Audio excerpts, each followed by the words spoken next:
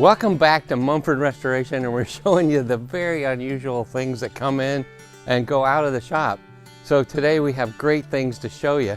And so please go to our site though before we show you and take a look at all the things we restore and bring us something that we can fix for you. We have things shipped from all over the United States for us to restore, and we're so proud of that fact. We want to do something for you too.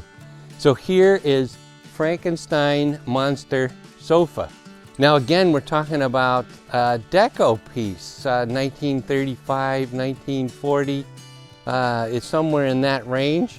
It has huge industrial casters on there. Look at how giant of casters are under here. And I think it was because the sofa is so low without those. And it has a baseboard there, so it looks like we're going to be talking with the customer about, well, how do we raise it up and make it higher with a proper looking deco base so that we don't have to have industrial casters. But let's take a look. Well, why is it Frankenstein's monster?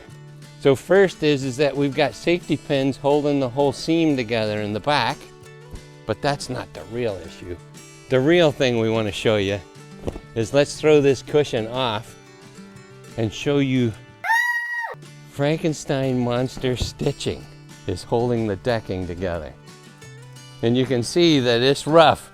It looks like the monster. The wood needs refinishing. The decking needs to be replaced, obviously.